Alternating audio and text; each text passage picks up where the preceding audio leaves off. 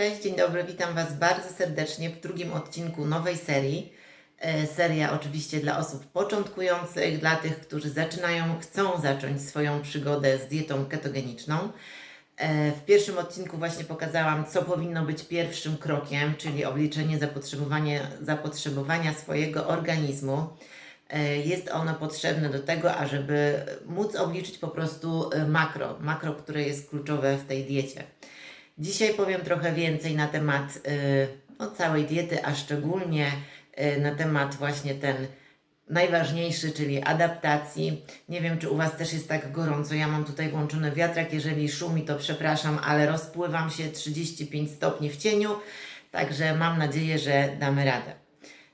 Kochani, oczywiście, tak jak mówiłam w tamtym odcinku, w pierwszym odcinku tej serii, dieta ketogenna, jak każda dieta, nie jest dla każdego, ponieważ są pewne przeciwwskazania. I właśnie teraz chciałabym powiedzieć, co jest takim największym przeciwwskazaniem. Lista naprawdę nie jest długa, bo jak już zawsze powtarzam, dieta to jest, ma dużo właściwości leczniczych i jest wykorzystywana w wielu przypadkach. Także skutkiem ubocznym najważniejszym jest właśnie ta utrata wagi, ale są również przeciwwskazania i takimi przeciwwskazaniami jest przede wszystkim dna moczanowa.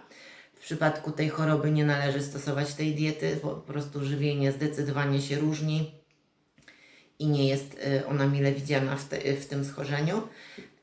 Następnie jest cukrzyca typu 1, a konkretnie chodzi o przyjmowanie insuliny, karmienie piersią i ciąża.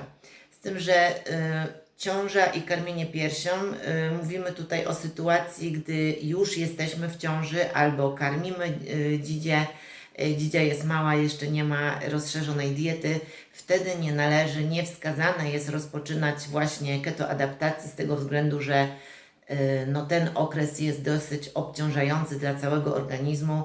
Jak wiadomo, ciąża też jest wymagająca od naszego organizmu, także w tej sytuacji nie jest wskazane zaczynać właśnie tą dietę. Inaczej w sytuacji, gdy jesteśmy już na diecie i zachodzimy w ciążę, wtedy to nie jest przeciwwskazanie, ponieważ okres adaptacji mamy już za sobą i organizm nie jest zbytnio obciążony. Znaczy w ogóle nie jest obciążony, dlatego możemy kontynuować dietę. Zrobiłam sobie małą ściągawkę, żeby oczywiście o niczym nie zapomnieć, bo ja taka gapa trochę jestem. Chciałabym Wam powiedzieć tutaj na ten temat jak najwięcej, przekazać Wam mojej wiedzy, mojego doświadczenia. Także o przeciwwskazaniach powiedziałam: dna moczanowa, cukrzyca, przede wszystkim przyjmowanie insuliny, ciąża i karmienie piersią.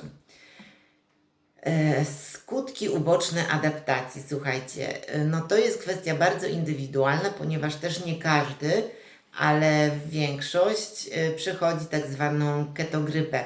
Wynika to z tego, że nasz organizm jest tak naprawdę uzależniony, bo jedzenie cukru to jest uzależnienie. To jest taki nauk, można by powiedzieć, i jak sobie wyobrażacie, mam nadzieję, że nie wiecie z doświadczenia, ale nałogowiec, przechodząc na abstynencję, cierpi bardzo. I nasz organizm jest troszeczkę tutaj podobny do tej sytuacji, ponieważ my ucinamy mu ten nasz nałóg, czyli cukry, węglowodany w dużych ilościach. Prawda jest taka, że większość z nas przez połowę swojego życia albo całe życie odżywia się wysokowęglowodanowo i w momencie, kiedy odcinamy mu to czyli organizmowi główne źródło energii, to on cierpi, on musi się wszystkiego nauczyć i znaleźć nowe źródło energii, czyli ciała ketonowe, ale zanim się tego nauczy, to troszeczkę potrwa. I w tym czasie możecie czuć się dużo gorzej, może Was boleć głowa, możecie być po prostu osłabieni. Są oczywiście małe takie wskazówki, dzięki którym można to przejść troszeczkę łagodniej, ponieważ w tym okresie ja bardzo polecam pić przede wszystkim tłusty bulion. To jest klasyczny rosół, nie ma przepisu na ketobulion, po prostu gotujecie zwykły rosół, tylko że pijecie sam bulion, nie zjadacie warzyw, czyli marchewki i włoszczyzny, bez makaronu, pijecie sam bulion, to naprawdę pomaga. Na ból głowy bardzo polecam wypić szklankę wody z połową łyżeczki soli, najlepiej kłodawskiej albo himalajskiej. Musimy uzupełniać elektrolity, ponieważ w tym czasie nasz organizm wraz z glikogenem traci ogromne ilości wody i to jest bardzo, bardzo istotne, żeby pić. To ma duży wpływ na to, jak przebiega właśnie ta ketogrypa. Niektórzy tak naprawdę w ogóle nie odczuwają żadnych dolegliwości. Jest to związane z tym, że no, po prostu sposób naszego wcześniejszego żywienia się. Także skutkami ubocznymi jest ból głowy, może wystąpić, jest to zupełnie normalne, gorsze samopoczucie, może pojawić się biegunka z tego względu, że no, tutaj fundujemy organizmowi dużą podaż tłuszczu i to jest też normalna reakcja organizmu, że częściej musimy chodzić do toalety. Tak jak powiedziałam, musimy uzupełniać wodę, a też polecam uzupełniać w tym czasie elektrolity, ponieważ są one wypłukiwane z organizmu. Także warto tutaj zainwestować w dobre elektrolity, magnez, cynk i potas, żeby uniknąć skurczów przede wszystkim, bo one często nas dotykają, no po prostu tracąc wodę jest to nieuniknione, także polecam się suplementować. Ważną kwestią też podczas adaptacji jest uzupełnianie błonnika. W tym czasie jesteśmy też narażeni na właśnie wystąpienie zaparć, a żeby tego uniknąć, warto tutaj sobie codziennie popijać na przykład taki napar, oczywiście ziarenka też zjadać siemielniane. Ja polecam zawsze tak 2 łyżki sobie wrzucić do wody, zalać wrzątkiem i po prostu taką mieszankę sobie wypić, oczywiście nie gorącą, poczekajcie aż wystygnie, ale ziarenka też zjadać, to jest naturalny błonnik, on jest w 100% wydalany z organizmu, ale jest bardzo ważne, żeby to uzupełniać, wpływa na prawidłową pracę jelit. Kochani, następnym takim najczęściej spotykanym przeze mnie pytaniem to jest, jak długo trwa ta adaptacja? No niestety ja nie jestem w stanie odpowiedzieć na to pytanie z tego względu, że tu nie ma jednoznacznej odpowiedzi. Każdy organizm jest inny, każdy przechodzi ten czas inaczej i każdy potrzebuje innego okresu na ten czas, kiedy organizm już się wszystkiego nauczy. U jednych trwa to 2 tygodnie, u jednych trwa to 2 miesiące, a nawet i dłużej. Nie jesteśmy w stanie tego przewidzieć. Także tutaj należy obserwować swój organizm, bo ty, ja, ty, wszyscy jesteśmy różni, inni i u nikogo nie będzie wyglądało to w ten sam sposób. Także no niestety na to odpowiedzi nie ma. Wypisałam sobie tutaj z mojego doświadczenia przez kilka lat pracy z Wami błędy, które najczęściej są popełniane. Błędy, które mają ogromny wpływ na cały proces, no i są, że tak powiem, problemem w tym procesie, aby nasz organizm wprowadzić w ten stan ketozy. Pierwszym błędem to jest właśnie nieliczenie kalorii. Wiem, że jest też teoria, ja też ją popieram, ale to nie w okresie adaptacji, że liczyć kalorii nie trzeba. Moim zdaniem w okresie adaptacji trzeba liczyć kalorie z tego względu, że proporcje makro tutaj są kluczowe i to tak naprawdę wokół nich się wszystko kręci i od nich wszystko zależy. A żeby policzyć swoje proporcje makro, no to nie musicie obliczyć zapotrzebowanie swojego organizmu. No i często właśnie spotykam się z tym, ja jem zgodnie z zasadami, a nie chudnę, a nic się nie dzieje, a ciała ketonowe mam na niskim poziomie i tak dalej. No właśnie dlatego, że nie liczę kalorii i nie liczę makro. No jest to bardzo ważne, także trzeba to liczyć. Jak to liczyć pokazałam w poprzednim odcinku, także możecie się cofnąć, tam jest wszystko wyjaśnione. Nasz organizm nie ma blokady na białko i nie ma blokady na węglowodany, czyli wszystko, co mu dostarczymy, to on przyswoi, po prostu taka gąbka, jak wrzucimy, to ona wciągnie. Natomiast ma blokadę na tłuszcze, czyli z tłuszczami tak naprawdę nie przyholujemy, bo no, myślę, że wiecie, co może się wydarzyć, jeżeli wypilibyście, żeby tak obrazowo Wam przedstawić, szklankę oleju, to po prostu no, to wszystko zakończyłoby się długim posiedzeniem w toalecie. Także nasz organizm po prostu nadmiar tłuszczu wydala. Ale bardzo łatwo jest przeholować z węglowodanami i białkiem, dlatego liczyć, liczyć, liczyć. Następnym błędem, z którym często się spotykam, to jest to, że często prosicie o desery, o słodziki, o coś słodkiego, o coś na ząb, a czy ja mogę coś przekąsić? No nie, to jest czas, kiedy nasz organizm jest na tak zwanym tym odwyku, nazwijmy to w taki sposób.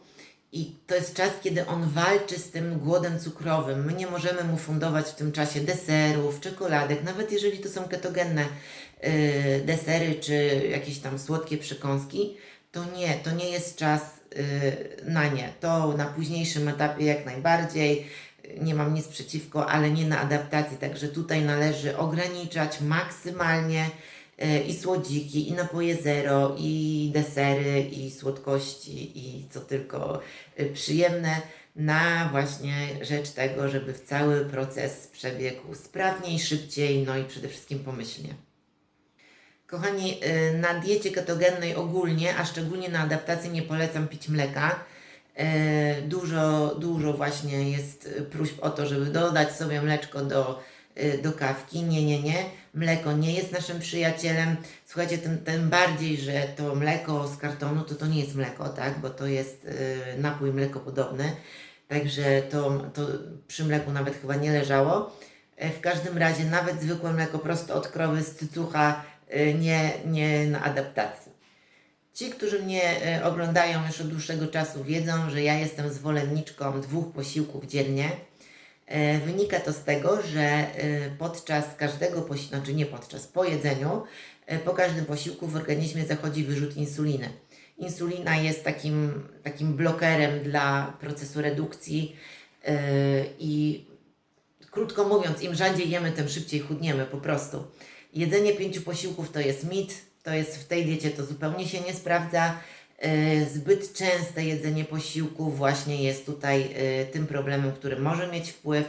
Ja bardzo polecam stosować okno żywieniowe, czyli wyznaczasz sobie 8 godzin w ciągu dnia i w ciągu tych 8 godzin zjadasz 2, 3 posiłki jak najbardziej, ale nie polecam częściej. Tym bardziej, że kochani, no dieta to jest dieta wysokotłuszczowa i ze względu na dużą podaż tłuszczu te dania, posiłki są bardzo sycące i zupełnie wystarczy Wam na kilka godzin, ażeby nie odczuwać głodu, także tutaj nie ma potrzeby, tak jak w przypadku diety wysokowęglowodanowej, że zjemy, a za chwilę mamy ochotę na coś jeszcze. Doskonale wiecie, jak to jest, na przykład przekąsicie kostkę czekolady i za chwilę macie ochotę na jeszcze więcej. No na wysokich węglach odczuwamy głód częściej, na niskich węglach nie odczuwamy tego głodu, bo sama dieta ketogenna wpływa również na zmniejszenie apetytu, także sami może już doświadczyliście tego, że jedząc wysokotłuszczowo po prostu najzwyczajniej w świecie nie mamy potrzeby jeść tak często. Ja często spotykam się już z prośbami, że w 2 tygodniu ktoś prosi mnie o ograniczenie ilości posiłków do 2, bo zupełnie im to wystarcza i to się też świetnie sprawdza w tej diecie, a dzięki temu oszczędzamy też swój czas, bo nie siedzimy w kuchni pół dnia, tylko 2 razy coś przekąsimy i jesteśmy najedzeni, wcale nie głodujemy. Także kochani, przekąski między posiłkami nie są wcale mile widziane, nie są wskazane. No i myślę, że jak ktoś prawidłowo przeprowadza cały proces, to nawet nie odczuwa takiej potrzeby. Krąży też teoria, że w okresie adaptacji należy zupełnie wykluczyć nabiał. Ja się z tym zgodzę i nie zgodzę, ponieważ nie jestem zwolenniczką wykluczania, jestem zwolenniczką maksymalnego ograniczania, ale to też jest kwestia bardzo indywidualna, ponieważ niektórzy faktycznie muszą go wykluczyć w tym okresie zupełnie. Tak jak mówiłam, każdy organizm jest inny, reaguje zupełnie inaczej na wszystko. Należy tutaj obserwować przede wszystkim siebie i określać, czy wystarczy go ograniczyć, bo ja na przykład uważam, że nie ma nic złego w tym, jeżeli sobie raz w tygodniu ten nabiał zjemy, czy śmietankę, czy twaróg, czy sery. Znowu mój odświeżacz, przepraszam. Mam nadzieję, że tym razem mój pies nikogo nie wystraszy. Wracając do nabiału, jestem zwolenniczką ograniczenia, ale niekoniecznie wykluczania I tak jak powiedziałam, kwestia indywidualna, trzeba obserwować swój organizm. Moim zaleceniem również w okresie adaptacji jest, to dotyczy szczególnie osób bardzo aktywnych, ponieważ ja zalecam troszeczkę odpuścić treningi. No tak, kłóci się to, jeżeli chodzi o moją osobę, z moją praktyką, aczkolwiek tak, to jest prawda, adaptacja obciąża na tyle organizm, że nie należy go dodatkowo obciążać bardzo ciężkim treningiem. Nie mówię tutaj o spacerach czy o treningach dywanowych, jak ja to nazywam.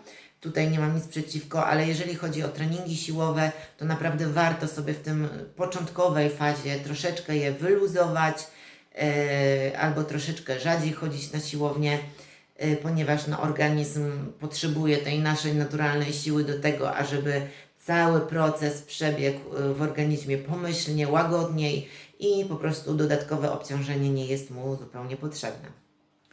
Chciałam tutaj też dodać, że wiele osób korzysta, jeżeli chodzi o pomiar ciał ketonowych, w moczu. Dla mnie ten pomiar nie jest zupełnie miarodajny. On nie określa stanu ketozy w organizmie. On określa jedynie obecność ciał ketonowych, że nasz organizm zaczął produkować ciała ketonowe. Dlaczego? Jeżeli nasz organizm zacznie już produkować i są to zupełnie początkowy okres, tak? Pierwszy etap zaczynasz dopiero i na paseczku już będziesz widział, super, to jest świetny znak, to znaczy, że coś się dzieje, że robisz to dobrze i zaczyna już coś się w organizmie dziać, ale to nie znaczy, że już jesteś w ketozie. Przede wszystkim obecność ciał ketonowych w moczu oznacza to, że ciała ketonowe są wydalane i może to określać dwie rzeczy. Organizm jeszcze uczy się, cały czas się uczy, nie korzysta już z ciał ketonowych, nie produkuje z nich energii, dlatego są wydalane, więc jeszcze nie jesteś w ketozie. Ale może być też sytuacja, że Twój organizm już produkuje tyle ciał ketonowych, zupełnie korzysta z nich, produkuje z nich energię, ale w dalszym ciągu są w moczu, bo po prostu nadmiar jest wydalana. Więc na dłuższą metę, że tak powiem, no ten pomiar nie jest miarodajny. Jedyne, co określa stan ketozy, to jest pomiar z kropli krwi. Są też oczywiście oznaki, objawy w Twoim organizmie, które już na ten stan wskazują. Tak jak mówiłam na początku, to gorsze samopoczucie, osłabienie, bóle głowy itd. To jest też bardzo dobre, bo też to znaczy, że robisz coś dobrze, że idziesz w dobrym kierunku, ponieważ organizm się buntuje. I w momencie, kiedy te dolegliwości ustępują, czyli nagle czujesz się lepiej, nie masz spadków energii, nie czujesz właśnie takiego zmęczenia po posiłkach, jasność umysłu, lepszy sen przede wszystkim, bo będąc w ketozie, nie wiem czy wiecie, można spać krócej, a być lepiej wyspanym niż jak wcześniej spaliście dłużej, nie będąc w ketozie. Także jakość snu tutaj też, stan ketozy wpływa na jakość snu i zmniejszenie apetytu, ponieważ no jak już wspomniałam, cała dieta również wpływa na zmniejszenie apetytu, a co najważniejsze, na zmniejszenie poczucia łaknienia. Słuchajcie, nawet gorzka czekolada już w tym stanie, czyli w stanie ketozy, może być dla Was za słodka. I wiele osób właśnie dziwi się, jak bardzo ta dieta wpływa na to, że wcześniej potrzebowali po obiedzie zjeść deser w postaci czekolady, ciastka, cukierka, czegokolwiek. Nagle przestają mieć ochotę po prostu na słodycze, gdzie wcześniej w ogóle nawet by nie pomyśleli, że jest to możliwe. Tak, kochani, jest to możliwe i bardzo często właśnie się z tym spotykam, że osoby są wręcz zaskoczone i zachwycone. Warto też powiedzieć, na jakich produktach warto się skupić w ogóle na diecie, na diecie ketogennej, a szczególnie na adaptacji. Słuchajcie, jajka odgrywają bardzo dużą rolę, szczególnie żółtko, im bardziej płynne, tym lepsze. Także ja jestem zwolenniczką tego, ażeby codziennie w Waszej diecie, w mojej diecie, w ogóle w diecie na adaptacji pojawiło się jajo. Także to jest produkt, który postawiłabym chyba na miejscu numer 1. Oczywiście mięso. Mięso również jest bardzo istotne, odgrywa rolę w ogóle w całym procesie ketozy. Szczególnie stawiać tutaj na mięso tłuste, na mięso, na wołowinę jak najbardziej, czerwone mięso, wieprzowina typu golonki, żeberka, karkówka, unikać tutaj wędlin, jakichś tam takich przerobionych produktów, przetworzonych, stawiać na mięso, można sobie upiec karkóweczkę swoją, wiesz co jesz, wiesz co jest w środku, jest to czyste mięsko, no fajnie jest mieć takie źródło, gdzie możesz skupić mięso, nie? Wiadomo, dzisiaj żywność niestety no nie jest taka jak była kiedyś, no ale żyjemy w takich czasach, cóż my możemy, ale fajnie jest mieć takie źródło, takie godne źródło. Także stawiamy na tłuste mięsa, na tłuste ryby, kochani, typu makrela, halibut, łosoś, czekajcie, żebym tutaj Wam wszystko wymieniła, śledzie jak najbardziej, szprotki, także ryby też powinny brać udział, chciałam powiedzieć, występować w Waszym jadłospisie. Słuchajcie, bardzo namawiam i zawsze namawiam i każdego namawiam, ażeby nie omijać tych podrobów. Podroby są magiczne, są naprawdę, ja wiem, że nie każdy jest w stanie je zjeść, ale można znaleźć fajny przepis, fajny sposób na to, żeby je przygotować, żeby były do przełknięcia. Ja osobiście na przykład uwielbiam podroby, nie mam nic przeciwko i tak raz w tygodniu warto, żeby te podroby w diecie się pojawiły. Każdy, kto chociaż troszeczkę interesuje się dietą ketogenną, wie, że głównym założeniem jest ograniczenie węglowodanów.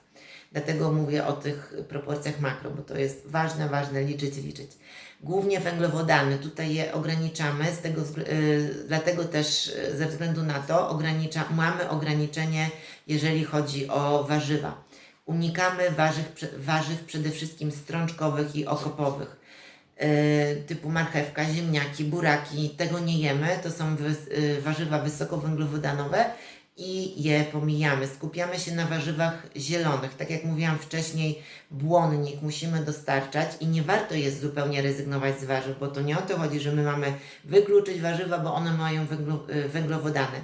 Warzywa są ważne i muszą być w diecie, ale oczywiście trzeba wiedzieć, które warzywa jeść, czyli wszystkie kapustne, zielone warzywa, brokuły, szparagi, no teraz mamy okres szparagowy, genialny okres na to warzywo, kalafior, cukinia, bakłażan, ogórki kiszone, wszystkie kiszonki, kapusta jak najbardziej, sałaty, robić sobie sałatki z oliwą, rukola, szpinak, sałata lodowa, kapusta pekińska, można tutaj naprawdę tworzyć. One są niskowęglowodanowe i naprawdę polecam, warto je jeść. Jeżeli chodzi o warzywa, no to z warzywami tutaj jest troszeczkę gorzej, z tego względu, że ogólnie na diecie ograniczamy się do warzyw jagodowych, czyli borówki, truskawki, maliny, jeżyny i jagody po prostu. Nie jemy innych, a często są prośby, mogę jabłko, mogę arbuza, mogę melona. Nie, nie możesz. Ograniczamy się tylko do jagodowych, no a w okresie adaptacji szczególnie. Tutaj należy bardzo je, znaczy ja polecam bardzo je ograniczyć. Słuchajcie, to jest tak jak, wyobraźcie sobie nauk palacza, chce rzucić palenie, tak? To on sobie nie popala tam, a troszeczkę sobie popalę, a nic mi nie będzie. Nie. Aby rzucić nauk, należy główne źródło nałogu odstawić, czyli w tym przypadku właśnie te papierosy, a w naszym przypadku te duże ilości węglowodanów, a właśnie owoce takimi są. Więc warto tutaj je ograniczyć, nie narażać organizmu na to, żeby dostarczać mu te słodkie smaki, no bo po co on ma się jeszcze dłużej i bardziej męczyć, dostając tam troszeczkę, po prostu darujmy sobie na początku te słodkie smaki, te owoce również. Nie mówię tam, jak sobie raz w tygodniu zjesz borówki czy truskawki, no teraz wiadomo, okres wakacyjny, nic się nie stanie, no ale nie fundujmy mu za często tych przyjemności. Jedynym owocem, który bardzo polecam, to jest awokado, no bo awokado jest owocem, jest ono genialnym źródłem przede wszystkim tłuszczu, ale też jest antyoksydantem, także to jest owoc, który codziennie polecam, jak najbardziej ten owoc można jeść.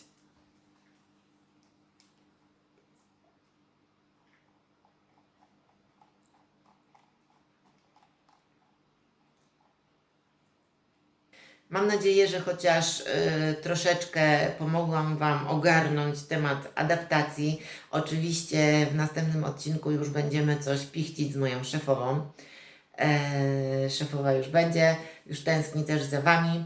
Nie wszyscy tutaj tęsknią za szefową i tutaj te osoby muszę zmartwić, że no szefowa będzie, była, jest i będzie, także to się nie zmieni. Trudno, jeżeli nie jesteście zaakceptować i nie jesteście w stanie zaakceptować dziecka na moim kanale, no to przykro mi, musicie zmienić kanał, ale dla mnie to jest przyjemność gotować z moją córką i będę to robiła. Oczywiście dla tych, którzy chcą ją oglądać i są zainteresowani przepisami, jak najbardziej zapraszam, już w następnym odcinku ona będzie.